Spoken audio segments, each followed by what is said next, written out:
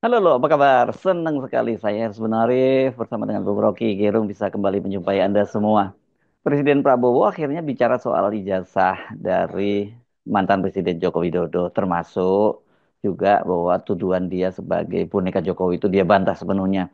Sementara penasihat khusus Presiden Luhut Binsar Panjaitan menilai mereka yang ingin memakzulkan Gibran itu sebagai kampungan. Ya, seharusnya pemerintah tidak perlu berkomentar untuk urusan memori publik karena soal Gibran itu bagian dari memori publik yang Mahkamah Konstitusi heboh segala macam tuh. Lalu sampai sekarang isu itu masih ditagih sehingga berujung pada proposal pemaksulan Gibran. Demikian juga Pak Jokowi yang dari awal juga ada di memori publik. Jadi tidak mungkin pemerintah mengendalikan ingatan publik. Tentu Pak Presiden Prabowo sedang berupaya keras untuk menghasilkan sebuah cara berpikir baru tentang ekonomi Indonesia. Satu cara berpikir baru untuk menyatakan Indonesia sebagai proponen paling tidak di Asia tentang ide-ide populis sosialis, ide kerakyatan. Itu bagus dan rakyat Indonesia menerima itu sebagai satu bentuk ketegasan kepemimpinan dan dengan cara yang terus-menerus dengan determinasi yang kuat Pak Prabowo sebagai presiden menghendaki supaya Indonesia cepat-cepat keluar dari jerat kemiskinan sehingga proyek-proyek yang beliau terangkan itu makan siang gratis, pupuk yang kemudian dipangkas jarul birokrasinya sehingga harganya sangat ekonomis di ladang-ladang sawah-sawah para petani itu pasti didukung tuh. Yang jadi soal selalu adalah memang akan ada kecerewetan bukan terhadap kebijakan Pak Prabowo di bidang ekonomi, tapi terhadap legitimasi yang masih dilihat ada cacat, yaitu Gibran. Dan itu pandangan biasa tuh, yang juga publik menganggap bahwa Pak Prabowo seolah-olah dikendalikan oleh Presiden Jokowi. Itu tentu tidak ada hal yang harus disimpulkan dari kegetiran publik itu. Dan publik justru mengkhawatirkan bahwa secara perlahan Pak Jokowi sedang mempersiapkan Gibran. Nah itu juga bagus kan, gak ada soal kan. Jadi buat saya keterangan Presiden Prabowo bagus, walaupun di dalam keadaan ekonomi yang buruk, tapi Indonesia masih beberapa kondisi makro itu memperlihatkan terutama soal pengendalian inflasi, ya bagus-bagus saja. Tidak ada hal yang dipersoalkan oleh rakyat. Yang dipersoalkan justru adalah semacam etika politik, itu bahwa Presiden Jokowi tidak lagi seharusnya mempertontonkan semacam secara sublim pengendalian politik nasional tuh. Jadi Presiden tentu membaca berita-berita itu dari kuping kiri, kuping kanan beliau, yang memang kecerewetan netizen, kecerewetan masyarakat sipil, kecerewetan LSM, teman-teman di BEM, semua itu menunjukkan bahwa rakyat Indonesia justru terbuka cara berpikirnya untuk mulai mengucapkan tanpa ragu apa yang mereka anggap sebagai ketidakwajaran dalam demokrasi, ketidakwajaran di dalam proses pemerintah. Jadi kritik terhadap Presiden Jokowi, Yunto, Gibran itu hal yang mesti dianggap sebagai bagian dari kejujuran publik untuk mengucapkan kerisauan mereka terhadap demokrasi atau terhadap legitimasi Presiden Prabowo. Jadi saya kira itu biasa aja soal, dan bahkan Pak Jokowi mengambil jalan yang masuk akal, yaitu pergi melaporkan ke Presiden Jokowi melaporkan ke polisi. Pak Prabowo juga masih memuji-muji terus Joko Widodo ini, Bung Rocky.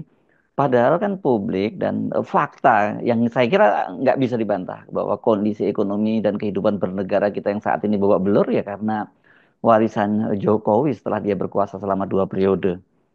Ya pasti kalau berita-berita media massa Kompas dan banyak pemberitaan akhirnya mengambil lagi angle itu Pak Prabowo memuji-muji Presiden Jokowi, ya masuk akal. Karena tentu dari segi pemberitaan itu yang bisa jadi headline kan, Prabowo kembali memuji Presiden Jokowi. Ya biasa sebagai berita, dan angle itu memang tepat kan, memang itu yang diucapkan. Tetapi orang mulai berpikir apa ada semacam apa namanya itu defense mechanism, itu mekanisme apa istilah psikologinya ya, defense mechanism dari Pak Prabowo, karena sangat mungkin juga beliau sebagai presiden melihat bahwa Presiden Jokowi terpojok terlalu jauh oleh pemberitaan tuh. Dan ketika Presiden Prabowo harus menerangkan bahwa memang ada bagian signifikan artinya sesuatu yang memang bermakna dari kebijakan Jokowi yang menyebabkan atau yang memungkinkan proyek-proyek Presiden Prabowo sekarang bisa berlanjut. Jadi ada landasan yang diberikan oleh Presiden Jokowi. Bahkan Pak Prabowo mengucapkan, bahkan sebelum Pak Presiden Jokowi, Presiden SBY juga meletakkan dasar. Dan dua presiden terakhir itu, termasuk Ibu Mega yang ditemui oleh Pak Prabowo kemarin, ada tempat beliau, tempat Presiden Prabowo berkonsultasi. Nggak ada soal, itu justru bagus. Tetapi juga cara rakyat melihat sifat komunikasi itu juga sesuatu yang otentik.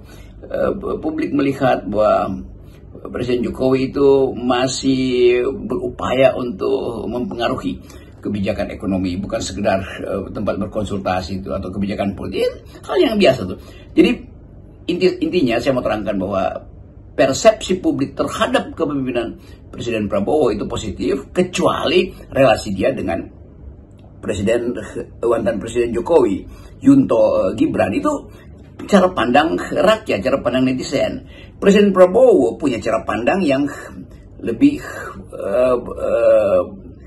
terlihat menyambungkan apa yang diduduki sekarang, konsep-konsep sekarang itu dengan konsep Presiden Jokowi. Maka dipujilah Presiden Jokowi di dalam konteks itu. Sama aja, itu kedudukannya sama. Jadi Presiden Prabowo punya persepsi khusus terhadap Presiden Jokowi, terhadap Presiden SBY, terhadap Presiden Megawati, tetapi publik juga punya persepsi khusus tentang relasi Presiden Prabowo dengan Presiden Jokowi. Kan itu yang kita sebut sebagai keunggulan di dalam melihat mana isu yang lebih menonjol tuh. Nah, yang paling menonjol bagi pers untuk diulik-ulik adalah pujian Pak Prabowo terhadap Presiden Jokowi di dalam rapat paripurna kemarin. Jadi sekali lagi kita melihat itu sebagai dua fakta yang ada di dalam setiap relasi politik. Ada yang memuji, ada yang mengkritik. Jadi sekali lagi itu hal yang sangat standar. Nah, soal Pak Luhut yang menyebut mereka yang ingin memakzulkan Gibran itu sebagai kampungan, ini saya kira sudah mulai ini sudah mulai melewati batas ini ya. Padahal kan di situ ada tokoh sepuh, ada tokoh senior seperti Jenderal Trisutrisno. Apakah ini simbol perpecahan di kalangan para purnawirawan itu makin nampak gitu? Karena selama ini kan orang itu akan ketika Pak Tri bicara, meskipun mereka saya tahu ada yang nggak setuju, ya mereka nggak akan berani terbuka Luhut itu. Justru terbaca ada keretakan di kalangan purnawirawan TNI itu. Ya, sebagian mendorong pemaksulan, sebagian bersifat netral, sebagian justru menganggap bahwa pemaksulan itu semacam kebablasan itu. Pak Luhut mengambil posisi itu karena beliau ada di pihak pemerintah. Tetapi ide tentang pemaksulan itu kan ide yang konstitusional. Jadi biarkan ide itu tumbuh walaupun sulit karena komposisi politik di DPR itu tetap dikendalikan oleh koalisi Merah Putih yang mayoritas di situ tuh.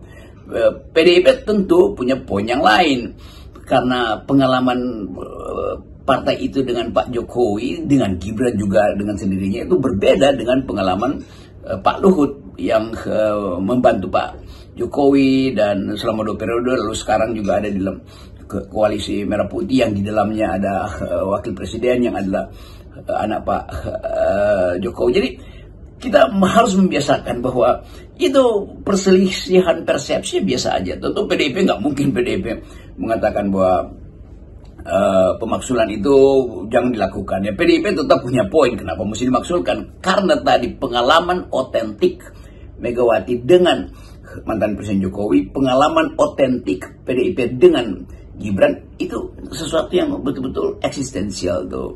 Tetapi juga kita bisa pahami kenapa Pak Luhut mengatakan bahwa pemaksulan itu apa, kampungan. Ya biasa itu, dan kita mengerti istilah kampungan yang memang diucapkan dalam standar komentar dari Pak Luhut yang udah biasa kita dengar itu sebagai ya ungkapan anak Jakarta juga begitu sebetulnya. Nah, kampungan lu. Nah, kira-kira begitu. Jadi kita mau coba membaca dinamika politik ini dari perspektif pemerintah maupun perspektif oposisi. Gampangnya begitu.